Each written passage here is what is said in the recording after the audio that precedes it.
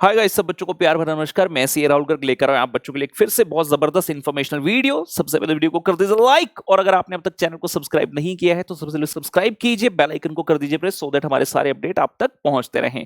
जी हाँ, हम जानते हैं बहुत सारे ऐसे स्टूडेंट हैं जो कि आने वाले एग्जाम में अपना ग्रुप 2 जो है अटेम्प्ट करने वाले हैं, और ग्रुप 2 के अंदर कहते हैं यार एक ना सब्जेक्ट ऐसा है जो बहुत ही ज्यादा स्कोरिंग है, उस सब्जेक्ट में ना मतलब बस हम अच्छे मार्क्स ले आए तो बात बन जाए। उस सब्जेक्ट का नाम है एडवांस अकाउंट। जी हाँ, आपने सही गेस किया, एडवांस अकाउंट की बात कर रहे हैं। बच्चे कहते हैं सर इसमें तो जितने मर्जी मार्क्स लेकर आ सकते हैं, और सच है ये बात। आप चाहें, एग्जामिशन की बात हम नहीं करें, हम बात करें आप 80 प्लस 90 प्लस इजीली लेकर आ सकते हैं, लेकिन यूं ही नहीं आता मेरे दोस्त। थोड़ा मेहनत करनी पड़ेगी और थोड़ा हटकर सोचना पड़ेगा। एक जो सही अप्रोच है वो लगानी पड़ेगी अगर इस सब्जेक्ट में हमें हासिल करने हैं जबरदस्त मार्क्स। एडवांस अकाउंट की जैसी बात करते हैं, ये कोई नया सब्जेक्ट नहीं है स्टूडेंट्स के लिए। बच्चे जब से कॉमर्स के अंदर एंटर होते हैं तब से अकाउंट्स पढ़कर आ रहे होते हैं, और ग्रुप 1 के अंदर भी अकाउंट्स पढ़ते हैं। कहते हैं ग्रुप 2 में ना अकाउंट का लेवल बढ़ा दिया इंस्टीट्यूट ने, तो उसका नाम एडवांस अकाउंट हो गया। खैर ऐसी कोई खास बातचीत नहीं है। ग्रुप 1 में अगर अकाउंट्स तो ग्रुप 2 में नाम चेंज करना था, रख दिया एडवांस अकाउंट। लेकिन हाँ, ये सब्जेक्ट बहुत ही जबरदस्त है, और इस सब्जेक्ट के अंदर मार्क्स लेना उतना ही ज्यादा इंपॉर्टेंट हो जाता है, कंसीडरिंग कि ग्रुप 2 के अंदर आपके 2 थ्योरी सब्जेक्ट है जहां पर मार्क्स हासिल करना थोड़ा सा मुश्किल हो जाता है। और वहीं को बच्चा जो कि एक साथ बोथ ग्रुप्स अटेम्प्ट कर रहा है, भाई उसको तो इसकी अहमियत पता ही होगी, क्योंकि ग्रुप 2 के अंदर जब आप बोथ ग्रुप्स देते हैं, सॉरी, तो हम जानते हैं कि आपको ग्रुप वाइज पास होने की जरूरत नहीं होती, रिस्ट्रिक्शन वो हट जाती है। आपको ओवरऑल 400 मार्क्स लेने होते हैं आउट ऑफ 800। तो वहां पर अकाउंट्स, कॉस्ट, एडवांस अकाउंट और एफएमई को जैसे प्रैक्टिकल सब्जेक्ट आपकी बहुत ज्यादा मदद करते हैं आपको वो सेटअप बनाने के लिए। तो आइए हम बात कर रहे हैं एडवांस अकाउंट की। जब हम एडवांस अकाउंट नामक सब्जेक्ट की बात करते हैं, दो कैटेगरीज के अंदर जो है सब्जेक्ट डिवाइडेड है। एक है नॉर्मल चैप्टर और दूसरे है अकाउंटिंग स्टैंडर्ड। ग्रुप 2 के अंदर accounting standards normally 30 plus marks के पूछे जाते हैं। जी हां, हम सभी जानते हैं पहला क्वेश्चन जो कंपलसरी रहता है 20 मार्क्स का, पूर्ण तरह से अकाउंटिंग स्टैंडर्ड का है, और उसके बाद भी कई सारे क्वेश्चन के अंदर छोटा सब पार्ट बनकर एएस आ सकते हैं। और लास्ट क्वेश्चन जो क्वेश्चन नंबर 6 आता है उसके अंदर भी आपको अकाउंटिंग स्टैंडर्ड्स दिए रहते हैं।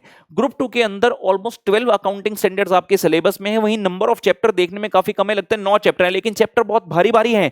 पार्टनरशिप है, एडवांस पार्टनरशिप। हम एडमिशन रिटायरमेंट की बात नहीं कर रहे साहब, हम बात करें डिसोल्यूशन और उससे आगे वाली चीजों की, तो एडवांस पार्टनरशिप है, अमलगामेशन है, होल्डिंग कंपनी है, जिसको कंसोलिडेटेड फाइनेंशियल स्टेटमेंट के नाम से भी जाना जाता है। तो कुछ भारी भारी चैप्टर भी हमारे पास जो है सिलेबस के अंदर आते हैं।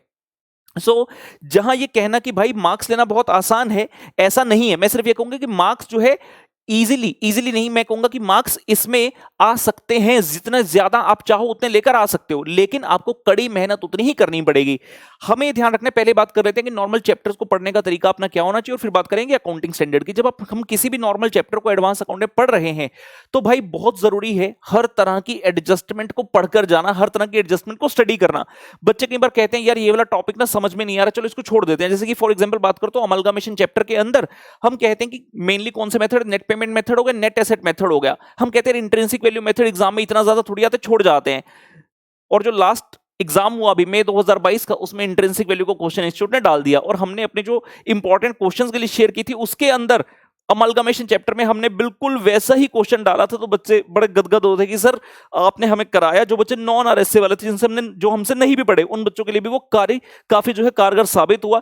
तो कहने का मतलब यह है कि हमने किसी भी टॉपिक को छोड़ना नहीं है। सब चैप्टर तो दूर की बात, कई बार बच्चे मैसेज करते हैं सर होल्डिंग कंपनी समझ नहीं आ रहा, छोड़ दो। कहते सर अमलगामेशन छोड़ दो। अरे छोड़ना नहीं है भाई, सीए जैसे कोर्स में है, सेलेक्टिव स्टडी नहीं कर सकते। We have to do all the chapters, and हर चैप्टर के अंदर जो भी एडजस्टमेंट है वो सही से करके जानी होगी। कई बार बच्चे कहते हैं सर पता नहीं चल रहा कौन सी एडजस्टमेंट है। भाई अगर आपने क्लास ली है तो आप निश्चिंत रहिए, आपको कहीं और से कुछ नहीं पढ़ना, आपको क्लास के अंदर सब कुछ करवा दिया। वहीं कुछ बच्चे जिन्होंने हमसे क्लास नहीं ली, कहीं और से लिया, फिर सेल्फ स्टडी कर रहे हैं, उन्हें लगता है कि हम कैसे कवर करें सारी एडजस्टमेंट। तो कम से कम पिछले 10 साल के, कम से कम पिछले 10 साल के इंस्टीट्यूट ने जो भी पेपर लिए उनको सॉल्व करना बहुत आवश्यक हो जाता है, क्योंकि आपको पता चलेगा इंस्टीट्यूट कैसे कैसे सवाल वहां पर पूछता है।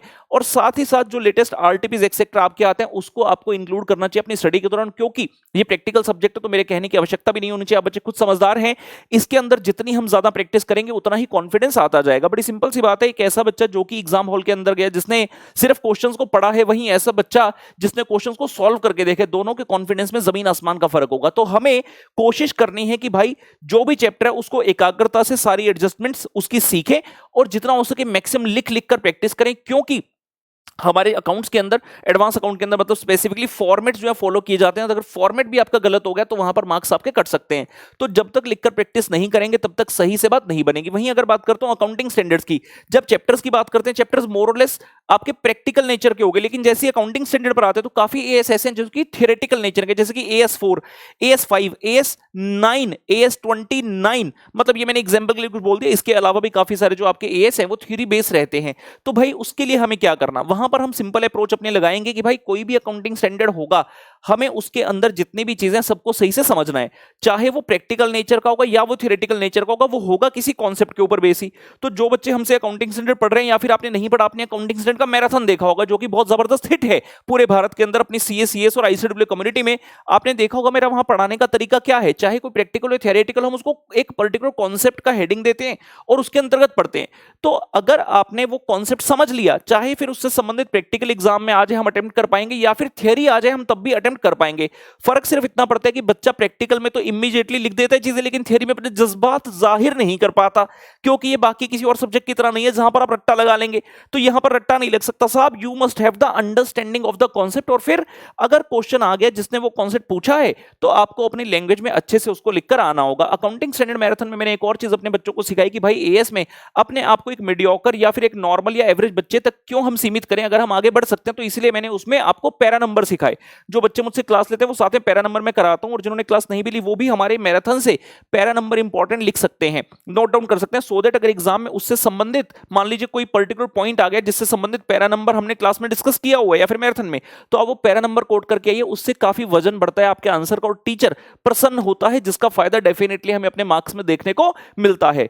प्रैक्टिकल सब्जेक्ट होने के नाते एक और बात बड़ी महत्वपूर्ण हो जाती है कि you should be very fast in the calculation. मैं बच्चों को अक्सर देखता हूं कैलकुलेटर पर स्पीड नहीं होती। क्यों? जब क्लास में टीचर पढ़ा रहा है, जब क्लास में टीचर फिगर लिख रहा है तो बच्चा एज्यूम करता है टीचर ने तो ठीक ही लिखे, मैं क्यों करूं इसको, मैं अपने कैलकुलेटर पर कैलकुलेशन क्यों करूं। ऐसा मानसिकता के साथ आपको पढ़ाई नहीं करनी है। You should be aware totally, mentally, physically, पूरी तरह से आपको जो है निपुण रहकर अच्छी तरह से अपनी क्लास को अटेंड करना है। सारी कैलकुलेशन साथ साथ कीजिए और रिवीजन के वक्त भी हमें अपने कैलकुलेटर का खास ध्यान रखना है, सो दैट हमारी स्पीड जो है कैलकुलेशन की वो जबरदस्त है। तो दोस्तों मेरी तरफ से ये है कि अगर आप ये स्ट्रेटेजी अपनाएंगे तो कभी इस सब्जेक्ट के अंदर आपको दिक्कत नहीं आने वाली है। इसी के साथ लेते हैं अलविदा, और समय समय पर आपके लिए ऐसी ही वीडियोस लेकर आते रहेंगे। Bye bye.